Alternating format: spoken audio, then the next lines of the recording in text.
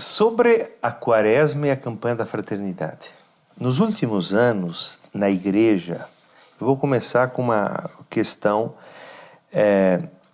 que há como que uma polarização no seguinte sentido: a campanha da fraternidade nós não queremos. Nós não queremos porque a igreja não tem que pensar isso, tem que pensar na Quaresma, na questão espiritual, na conversão.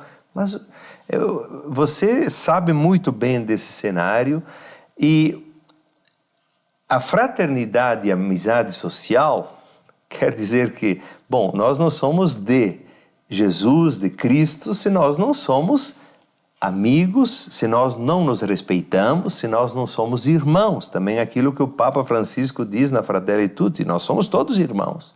Então a campanha da fraternidade, ela trabalha para nós a dimensão social da conversão. Não existe uma relação com ele que não passe necessariamente pela relação com os irmãos. Por isso ela é fundamental para nós entendermos como nós vivemos como cristãos nesse período, a nossa mudança de vida. Conversão aqui, entendamos com a terminologia bíblica, metanoia, que significa mudança de pensamento. Ou seja, para acolhermos o projeto de Jesus, é necessário mudar a forma de pensar, de entender o mundo. E isso exige que nós façamos essa mudança de pensar, essa conversão enquanto sociedade, enquanto comunidade. Na verdade, essa afronta, como tu disseste, à campanha da fraternidade, essa oposição de alguns grupos, é muito mais ideológica. Ou seja, alguns grupos querem que nós voltemos àquela realidade intimista, eu e Deus, porque não querem a preocupação com o social. Só que essa preocupação, ela é inerente, ela é integrante, ela é parte da fé cristã.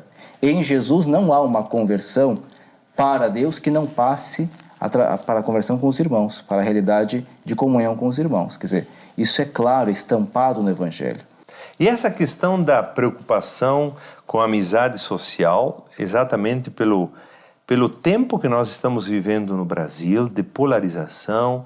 As redes sociais também criam uma certa polarização, porque a gente sabe que o algoritmo manda para a pessoa aquilo que ela pesquisa. Então, se ela pesquisa um tema, ela vai receber outros, então ela vai fortalecer aquele pensamento, só que do outro lado tem um outro mundo. Então, o Papa Francisco, na Fratelli Tutti, que é uma carta encíclica, nós chamamos assim na igreja, um documento para os fiéis, ele reclama essa expressão, amizade social.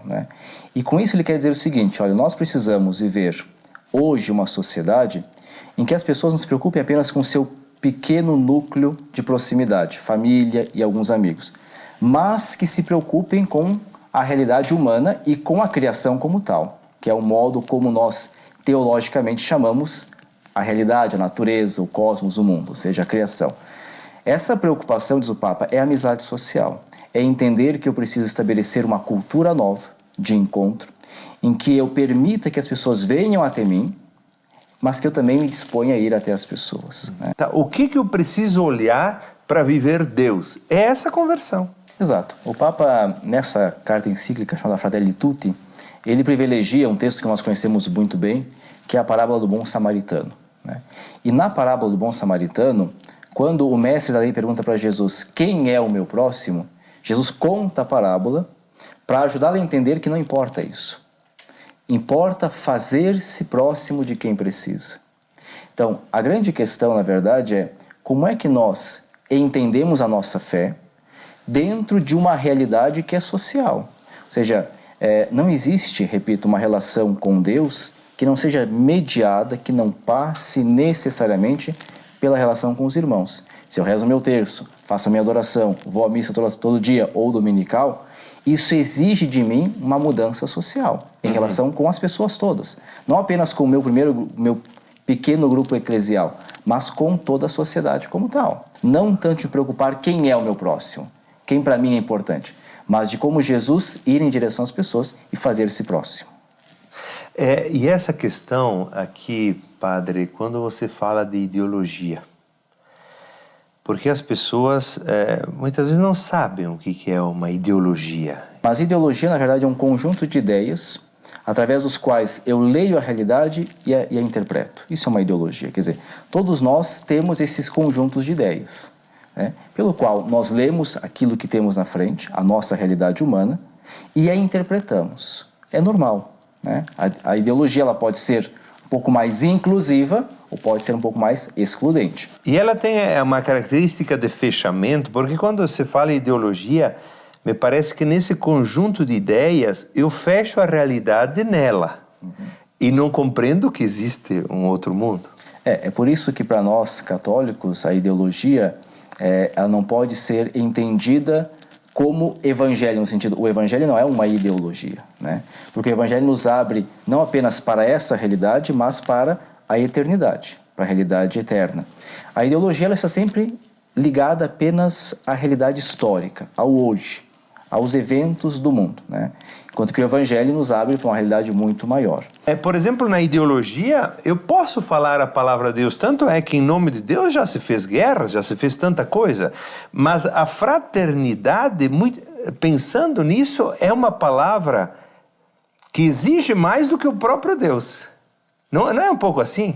Sim, é por isso que quando no Evangelho de João, Jesus nos dá um mandamento, ele não nos dá como deu em Mateus. Em Mateus ele diz, amai a Deus e ao próximo. Em João ele diz, amai-vos uns aos outros como eu vos amei. Ele exclui o amor a Deus na formulação do mandamento. Não é que ele exclua esse amor, mas ele está entendendo que na capacidade de amar o irmão está implícito o amor a Deus, né? Na capacidade de ser irmão com os irmãos está implícita a ideia de que nós temos um Pai. Então ele é muito maior e muito mais exigente. A fraternidade é muito mais exigente do que simplesmente uma devoção religiosa. Eu posso ser profundamente religioso e profundamente mal, né? Em nome de Deus, pessoas profundamente religiosas fizeram muito mal. Eu posso ser profundamente religioso e ser mau. Uma pessoa má. Olha que interessante. Por quê? Porque a pessoa pode, em nome da virtude que ela tem religiosa, não, eu sou de Deus, eu gosto de rezar, mas eu não me misturo com aquelas pessoas. Não é isso que a campanha está dizendo, né? Exato. Por isso eu gosto muito de uma expressão de um biblista italiano, Padre Alberto Maggi, que diz, no cristianismo, Jesus não veio para nos levar para Deus, mas para caminhar conosco para que nós possamos ir aos irmãos. Porque em Jesus Deus vem para a humanidade. Ele não vem chamar a humanidade para si no sentido de que ele não vem pedir a adoração. Ele vem pedir o serviço, o cuidado. Ele, como pai, cuida. O que os irmãos têm que fazer? Cuidar uns dos outros. É mais fácil rezar o terço, ou ir numa missa, ou ajudar as pessoas. As pessoas já percebem que é mais difícil ajudar as pessoas. Por quê? Bom, é difícil ir na missa. Não, é sair de casa, muitas vezes pode ser, hoje eu não quero ir. Mas não é difícil. Rezar o terço 15 minutos, para muitos pode ser difícil, mas é mais difícil ajudar pessoas. Então, alguém que não tem religião, nós podíamos dizer, a pessoa, eu não acredito em Deus, mas é uma pessoa super fraterna. Como é que nós fazemos para não criar um ateísmo social? Ou seja, não, eu não sou de Deus, mas é uma pessoa muito amável, é uma pessoa muito fraterna, é uma pessoa preocupada com os outros. O Concílio Vaticano II, ele resolveu um problema histórico que era dizer, só se salvam os católicos, né? Fora da igreja não há salvação. E o Concílio vai dizer, não, se salvam católicos, não católicos, cristãos, não cristãos e ateus. E os ateus, diz o Concílio, se salvam pela capacidade que têm de viver o amor, de viver o bem. Então, nesse sentido, quando nós falamos do ateu, que é bom, que é profundamente bom, e às vezes muito melhor que os religiosos, né? Eu conheço ateus e tenho amigos ateus que são profundamente humanos e conheço religiosos profundamente desumanos, nós entendemos que, de certa maneira, Deus toca na vida de todo mundo. Claro que nós cremos, como cristãos, que o fato de termos fé nos abre para uma dimensão que os ateus não conseguem alcançar, a transcendência. Mas não significa que a transcendência não os alcance. Amor é o maior. Fé, esperança e caridade. Caridade é a maior. Por isso, quando a gente fala assim de necessidade de perceber o outro, de amar o outro, de ter amizade social, de perceber que nós somos todos irmãos, você elencaria o quê? Para dizer assim, ó, eu quero, de fato, passar a respeitar o outro. Eu penso que um passo de conversão, tanto pessoal, mas também social, é sempre olharmos ou pedirmos a graça de olhar com os olhos de Jesus. Porque nós olhamos muito para Ele, o escutamos, mas nem sempre nós tentamos olhar com os olhos dele. E a humanização, que para nós é fundamental como cristãos, é tentar olhar para as pessoas e para a realidade como ele olhou.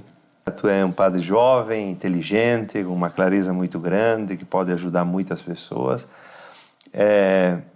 Mas qual a tua esperança como padre, na igreja, também de futuro?